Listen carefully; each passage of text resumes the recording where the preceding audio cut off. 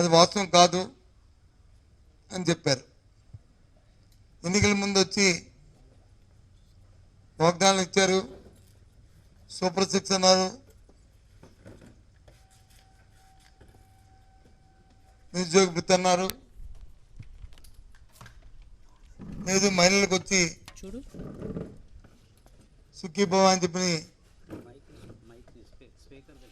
ఆ కార్యక్రమం పెట్టారు. నెలకు 1500 రూపాయల లెక్కన సంవత్సరానికి 18,000 రూపాయలు ఇస్తా అన్నారు. ఆడబిడ్డ నిధిని ఆ కార్యక్రమం ఎక్కడ కనుచూపు మేరలో లేదు. ఈ విషయాలన్నింటినీ కూడా మనం మాట్లాడారు. వాటితో పాటు ఏదైతే ఈ మధ్యకాలంలో మద్యం మీద సిట్ ఏర్పాటు చేసి దాని మీద జరుగుతున్న అరెస్టులు కానీ వాటి మీద కూడా వారు మాట్లాడడం జరిగింది. ఆ రోజు ఏ కంపెనీలు ఏ డిస్టరీస్ వచ్చి ఉన్నాయి, ఆ తర్వాత కొత్త ప్రభుత్వం వచ్చిన తర్వాత, వైసీపీ ప్రభుత్వం వచ్చిన తర్వాత మేము ఒక్క కొత్త డిస్టరీని కూడా మేము ఏర్పాటు చేయలేదు. ఇంకా వాళ్ళు ఇచ్చిన బ్రాండ్స్ ఇవే బ్రాండ్స్ ఉన్నాయి, దానిలో రేట్లు వ్యత్యాసం ఇది అనే విషయాన్ని మనం మాట్లాడడం జరిగింది. దానికి తగ్గట్టు ఏ ఒక్క నాయకుడైనా సరే అది కాదు, ఇది అవును, ఇదిగో మీరు చెప్పింది ఇది, దానికి విరుద్ధం ఇది అని చెప్పి పాపాన ఏ ఒక్క నాయకుడని చెప్పాడంటే నాకు ఎక్కడ కనిపించలే. ఎంతసేపు పత్రికలు వచ్చి అనుకోండి, మనకు అనుకూలమైన మీడియా వచ్చి వారు చెప్పడమే తప్ప కల్పించడమే తప్ప వాస్తవ విషయాలు ఎక్కడ కనిపించట్లేదు. ప్రజా సంక్షేమానికి సంబంధించిన విషయాలు అయితే అది వాస్తవం కూడా. సంవత్సర కాలం అయింది. రేపు జూన్ 4వ తారీఖు వస్తే ఇంకో 10 రోజులు పోతే కరెక్ట్గా సంవత్సర కాలం ఈ ప్రభుత్వం ఎన్నికైన తేదీకి. అందుకే ఆనాడు ఆ రోజు ప్రజా విద్రోహ దినంగా, ఆ రోజు ప్రజలకు అందించిన దినంగా ఆ రోజు నామకరణం చేసి మా నిరసన తెలుపుతామనే విషయాన్ని కూడా మనం చెప్పడం జరిగింది. కారణం దేనికి?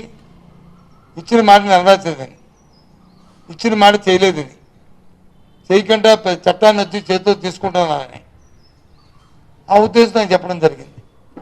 ఇది వాస్తవా కాదని మీ ద్వారా సూటిగా ఆ పెద్దలను కానీ సూటిగా ఈ రాష్ట్ర ప్రధానికాన్ని కోరుతున్నాను తెలుసుకోమని. ఏ విధంగా ఈ ప్రభుత్వం మొప్పెడుతుంది, ఈ కూటమి నాయకులు ఏ విధంగా ప్రజల్ని ఇచ్చిన మాట నెరవేర్చకుండా వంచిస్తున్నారు, ఏ రకంగా జరుగుతుందో ఆలోచించమని కోరుతున్నాను. ఎక్కడ కూడా లా అండ్ ఆర్డర్ శాంతి భద్రతలు ఎక్కడ కూడా లేవు. ఏం జరుగుతుందో ఉదయం వేసి రాత్రి ఏమో జరుగుతుందో తెలియదు. చూసాం మన విజయనగరంలో జరిగిన పండగలకి పబ్బాలు జరిగితే అంత ప్రజలు అల్లకల్లోపై ఏ రకంగా గొగ్గోలు పెట్టిన పరిస్థితి.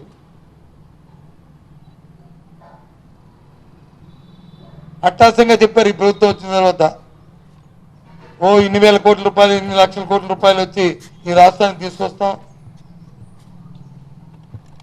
ఈ దేశంలో ఏ రాష్ట్రం కూడా ఎన్ఆర్జీకి సంబంధించి పనికి ఆహార పథకం కింద ఉపాధిని తీసుకొస్తామని చెప్పారు అవకాశంగా. ఏమైంది? ఎప్పుడు దేశ చరిత్రలో జరగని విధంగా ఏదో 1 వారం 2 వారాల్లో వేజెస్ వచ్చి ఇవ్వకపోవచ్చు, కానీ ఏప్రిల్ మే 2 నెలలు ఇప్పటికి ఏప్రిల్ నెల 1వ తారీఖు నుంచి ఉపాధి హామీని కూలీలకి నిధులు రావట్లే, వేజు రావట్లే. దగ్గర 6-7 వారాలు అయిపోయింది. ఎప్పుడు ఇస్తారు ఇవి?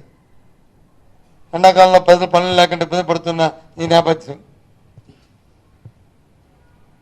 ఇది ఒక్క విజయనగరం జిల్లాలో కాదు, రాష్ట్రం అంతా కూడా.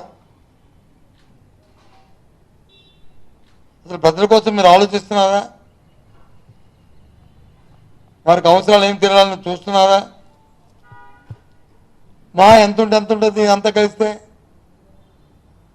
రాష్ట్రం అంతా కలిపితే ఎంత ఉంటుంది అంత కలిస్తే ఒక 800-900 కోట్లు ఉంటుంది. మీరు సుమారు 1,30,000-40,000 కోట్ల రూపాయలు అప్పు తీసుకొచ్చారే, 1,40,000 కోట్ల రూపాయలు అప్పు తీసుకొచ్చారే. ఈ అప్పులో ఈ 900-800 కోట్లు ఏమాత్రం? 1,00,000 మందిని ఆకలిగా అలమటించేటట్లు ఉంచడం భావ్యమని ప్రభుత్వాన్ని ప్రశ్నిస్తున్నాను. మీకు అది చెంపుకుట్టినట్లు ఉందా అని ఆలోచిస్తున్నాను. దీని మీద ఏమైనా ఆలోచన చేస్తానని ఆలోచిస్తున్నాను. కేంద్రం నుంచి నిధులు కానీ ఆలస్యమైతే రాష్ట్ర ప్రభుత్వం ఏం చేస్తుంది? మీరు ఎందుకు దాన్ని అడ్జస్ట్ చేసి తర్వాత రీఎంబర్స్మెంట్ మీరు అడగట్లేదు? గత ప్రభుత్వంలో ఎప్పుడైనా ఇలా జరిగిందని అడుగుతున్నాను. ఏ రోజైనా ఇలాంటి నిధుల కోసం ఆలోచన చేస్తే కూలి కోసం ఎప్పుడైనా ఆలస్యమైందని అడుగుతున్నాను. ఈ ప్రభుత్వం కాదు, ఈ దేశ చరిత్రలో ఏ రాష్ట్రంలో కూడా ఇంత ఆలస్యం వాళ్ళే. ఎందుకు అవుతుంది? సరైన శ్రద్ధ,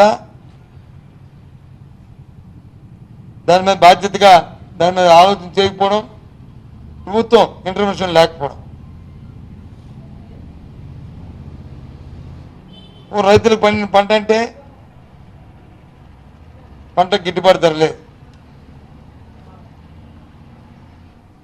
పశ్చిమ గోదావరి దగ్గర నుంచి మన కోస్తా జిల్లాలో మన జిల్లాలు చూసుకుంటే కొన్ని నాదురే లేడు ధాన్యాన్ని. రాష్ట్రం ప్రొక్యూర్మెంటే చేతి తీసింది. వర్షం పడి తడిచిపోతే ఆ ధాన్యాన్ని కొనే దాతే లేడు.